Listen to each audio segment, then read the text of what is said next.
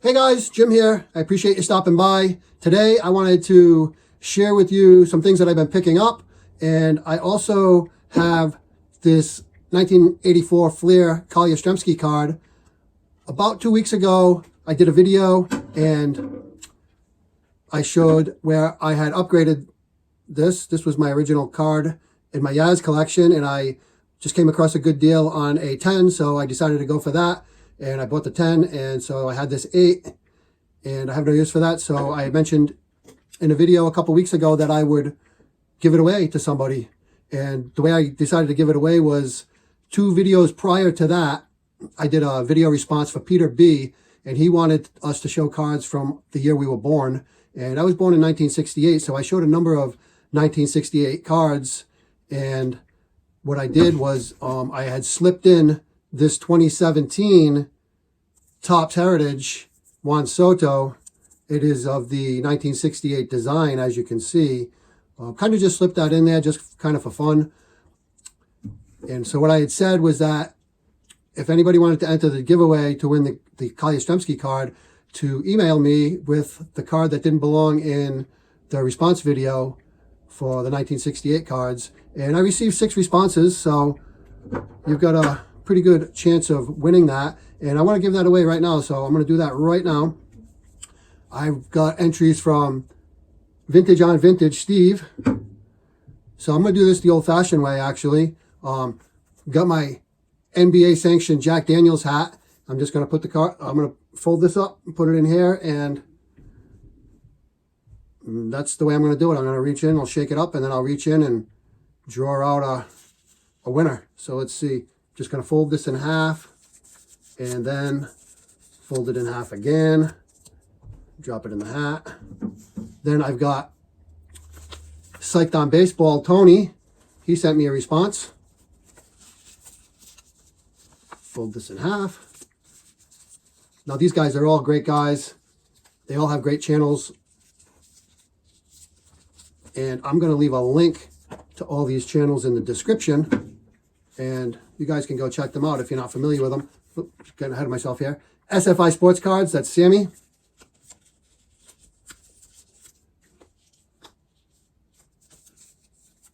Trying to do this on the up and up here. Mark Santucci.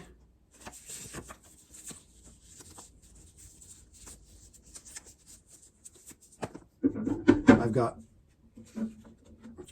Boston fan Allon.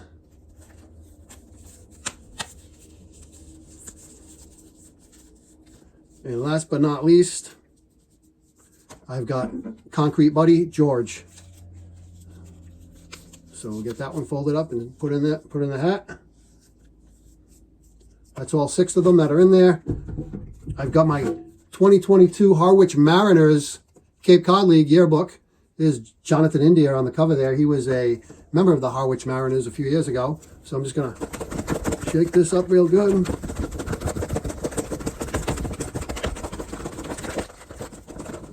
Alrighty. Here's the hat. We'll reach in. We'll grab a name. We'll see who we got.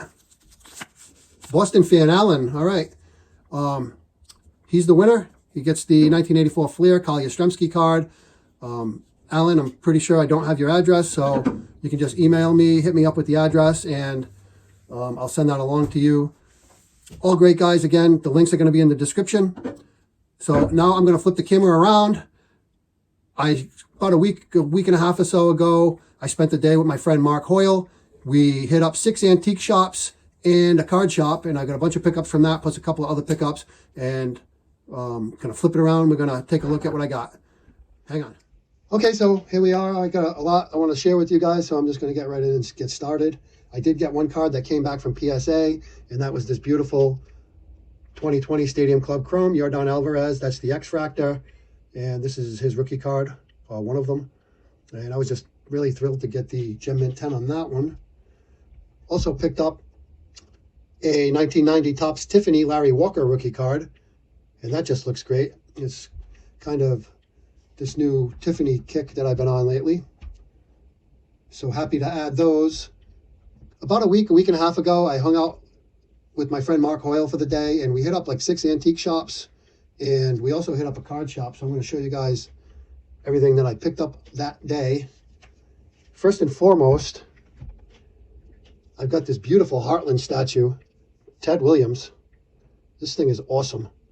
So this one particular dealer had 50% off everything at their booth, and they had this reasonably priced to begin with, but then with the 50% off, I thought about it for a few minutes, and I said, I really can't go wrong with that. That's such a great price, and this thing is awesome. I'm really glad I ended up picking it up. With these, a lot of times when you find them, because this bat just kind of sits in there, so a lot of times these bats have been lost over the years or broken. And also the stand here, a lot of times you'll see them broken as well. This one, it's actually bent, so it doesn't stand up on its own very well, but that's okay with me. And this is just really cool. These were made by the Heartland Plastics Company between, I believe, 1958 and 1962. So there's the Ted Williams Heartland statue. Happy with that. I got a bunch of cards here from the same dealer. They were, like I said, 50% off. And I think I got all these cards that I'm going to show you for like $28. So here's a 2002 Ichiro Suzuki. It's Topps opening day, and it's got the rookie cup there. So grab that one. 1996 Best, not to be confused with Bowman's Best. This is just Best. And there's Andrew Jones, and it's got an on-card autograph there. So you can see that. I'm happy to grab that one. Then I saw this 1990 Big League Stars, Ken Griffey Jr. I'd never seen these cards before, so very inexpensive, and I have quite an extensive Ken Griffey Jr. collection, so I figured don't pass that oddball Griffey Jr. card up, and there it is. Got a 1978 Topps Mark Fidrich. I'm sure that I have this card somewhere in my collection already, but I think it was like $1, and I really like this card. I think it's a great looking card, and this one in particular was in really nice condition, so I figured what the heck for $1. Here is a 1974 Kellogg's Tom Seaver, and that one is in great condition as well. I might consider sending this to SGC at some point, but oops. As of for right now, I'm going to keep it in the top loader, but really love those early Kellogg's cards. Found this 1972 Topps Billy Martin, and if you know, you know. 1969 Topps Decal Louis Tiant. That's pretty awesome. Oh, I love that guy. I love Tiant. And found this decal, and I know that I did not have that, so I grabbed that. 1968 American Oil, Willie McCovey. This is in really, really nice shape compared to how you find these sometimes. So as you can see, these were perforated, and they were ripped apart, and a lot of times like there's all kinds of paper loss missing from the front. And it's really hard to get a numeric grade on these as well, just because they're so condition sensitive. But this one looks really nice. I'm going to send it to PSA and see if I can, what I can get, if I can get some kind of grade on that. So that's the American Oil. This particular one is the rules back. They have two. They have the game back, which I've showed before with my colleague Yastrzemski. It actually depicts a scene from a game with a pitcher and a catcher and an umpire. Well, this one has the actual rules, play ball, the official rules on the back of this one. Here is a 1966 Topps Dick Allon, and that guy just looked like it was in really nice condition, so I grabbed that. And last but not least was this 1928 exhibit postcard, Jack Delaney. Now, I had no idea who Jack Delaney was, but I looked him up, and man, this guy was a great fighter, a multiple-time champion and a boxing Hall of Famer. And so I really scored on this one, and, you know, I love these exhibit cards. And this one's a 1928. That's what the postcard exhibits look like on the back, if you're not familiar with that. So really thrilled to get those.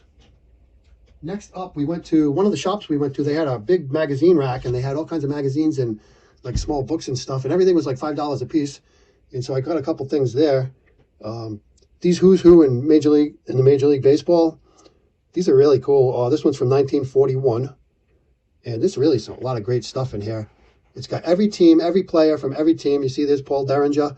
So when you get to the Cincinnati Reds, you know, it shows the stadium that they played in at the time. Talks about, you know, the team record, and then it's got every player that was on the teams, and it's got a little bio on them. So that was really, really fun to add that to the collection. I could probably do a whole half-hour video. Is Lou Boudreau. I could probably do a whole half-hour video just on this book, but I'm not going to. There is the Cincinnati Reds of 1940, National League and World Champions. So there is the 1940 World Series champion Cincinnati Reds right there on the back. Going along those lines, that magazine rack also contained a 1951 Who's Who in Baseball. So there's that. And there is your 1950 World Series champions, the New York Yankees. Very cool. The thing worth noting here that I wanted to point out, on the back here, they have this mail-in advertisement for a Callahan Hall of Fame card set that was produced in the late 40s and early 50s. And these are great looking cards. You could have bought the whole set for 50 cents. And I'm not sure if you guys are familiar with these, but if you look them up on eBay, some of them are fairly pricey. Found this really nice 1947. This is from the Brooklyn Dodgers picture pack. And there's Pee Wee Reese. Got a little pinhole up on the top, but that's okay. These, I'll tell you one thing. These are literally paper thin. I think this is probably thinner than my printer paper that I have on my printer. So really, really thin. So obviously very condition sensitive. 1947 Brooklyn Dodgers picture pack. Pee Wee Reese. Then also, this is something else that was on the $5 magazine rack. And this is a Walt Dropo autographed 1950 Rookie of the Year. And this commemorates the 40th anniversary of Walt Dropo had 12 consecutive hits in a game, which tied a Major League record back in 1952. He had a game where he batted 5 for 5. Then the next game, he batted 4 for 4.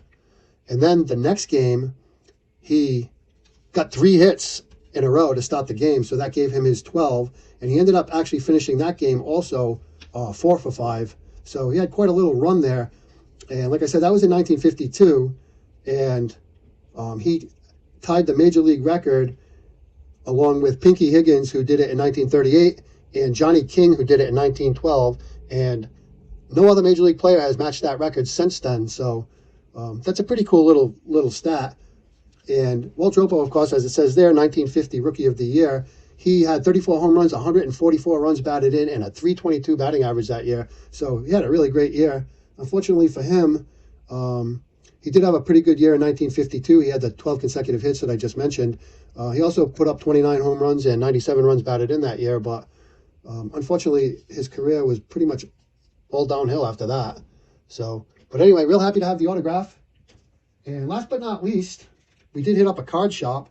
And I only got one thing at the card shop, but it's really, really cool. This is Sadaharu O, and this is a Mia Milk pencils. There's pencils in here, and it's got Sadaharu O on there, as you can see, and just really awesome. I reached out to Robert over at Prestige Collectibles, and he said that he believes this is probably from the mid-'60s, although I don't know that, I mean, maybe in Japan they did, but I don't know about those milk bottles like that in the mid-'60s, but probably, I don't know, maybe early 60s, I don't know, mid-'60s, I guess. Robert says mid-'60s, I guess I have to go with that because, like I said, he is an expert. So, yeah, really cool. And then, you know, these are the actual pencils. They've never been used. They're in there. So, yeah, I was pretty happy to get that. It's really an oddball little item, and of course, I am a huge fan of Sadaharu O.